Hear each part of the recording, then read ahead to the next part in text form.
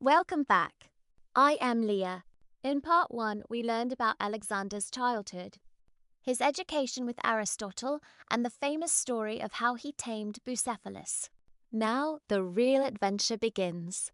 Alexander is about to become king, but not in the way he expected. Several years passed. Alexander grew into a strong, intelligent, and confident young man. He had already fought beside his father in battle and proved that he was a talented military commander. King Philip was proud of his son. Together, they planned to invade the mighty Persian Empire. But before that dream could come true, tragedy struck. In 336 BC, King Philip attended a grand celebration. Many important guests came from across Macedonia and Greece. It was supposed to be a joyful day. But suddenly, a man rushed toward the king. Before anyone could stop him, he stabbed King Philip. The king died almost immediately. The assassin tried to escape, but he was quickly caught and killed. Historians still debate exactly why the assassination happened. Some believe it was personal revenge. Others believe it was part of a political conspiracy. The truth remains a mystery. One thing, however, was certain. At just 20 years old, Alexander became the new king of Macedonia. Today's vocabulary: assassin, a person who murders an important leader. Example: the assassin attacked King Philip.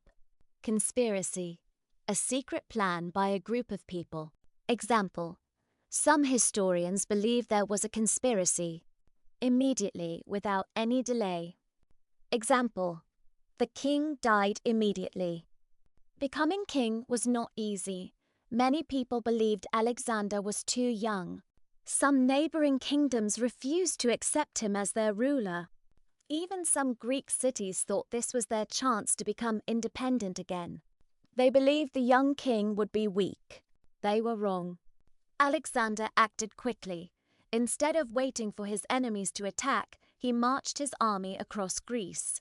One by one, the rebellious cities surrendered. Most accepted Alexander as their leader.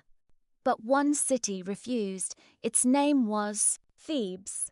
The people of Thebes believed Alexander had died during one of his military campaigns. So they started a rebellion. When Alexander heard the news, he marched to the city faster than anyone expected. The people of Thebes were shocked. The young king was standing at their gates. Alexander demanded that the city surrendered peacefully. They refused. A fierce battle followed. When the fighting ended, Thebes was defeated. The city was destroyed as a warning to anyone who planned another rebellion. It was a harsh decision. But after that, no Greek city dared to challenge Alexander again. Today's vocabulary: independent, free from another country's control. Example: the cities wanted to become independent. Rebellion, a fight against the government or ruler. Example: the people started a rebellion. Demand, to ask for something very firmly. Example: Alexander demanded peace. Now Alexander ruled both Macedonia and Greece. Many kings would have been satisfied, but Alexander remembered his father's dream, the Persian Empire. At that time, Persia was the largest empire in the world. It stretched across modern-day Turkey, Egypt, Iraq, Iran, and many other lands. Its king, Darius III, commanded a massive army. Most people believed Persia could never be defeated. Alexander disagreed. He believed victory depended on leadership, courage, and careful planning, not only on numbers. In the spring of 334 BC, Alexander crossed the Hellespont, the narrow stretch of water between Europe and Asia. He was leaving home for a journey that would change history forever. Legend says that before continuing, Alexander visited the ancient city of Troy. There, he honored the memory of his childhood hero, Achilles. Standing where the legendary warriors had once fought, Alexander dreamed of creating his own legend. Today's vocabulary: empire, a group of countries ruled by one leader. Example, Persia was a huge empire. Leadership, the ability to guide people. Example, Alexander showed excellent leadership.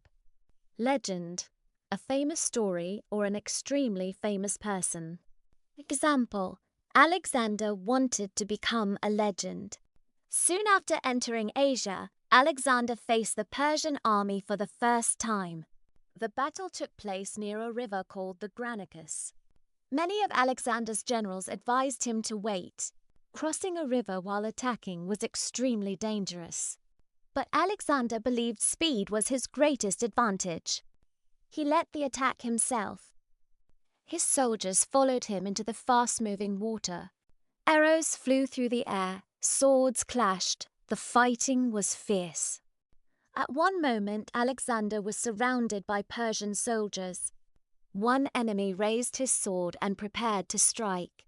Just in time, one of Alexander's loyal officers rode forward and saved his life. The battle continued for hours. Finally, the Persian army broke apart.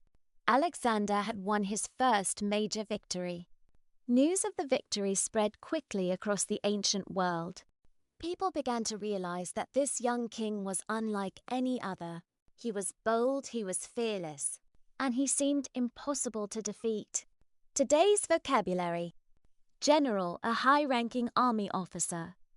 Example, the general advised Alexander to wait. Advantage, something that helps you succeed. Example, speed was Alexander's advantage. Victory, success in a battle or competition. Example, the army celebrated its victory. Review. Let's remember today's new words. Review. Assassin, conspiracy, immediately, independent, rebellion, demand. Empire, leadership, legend, general, advantage, victory.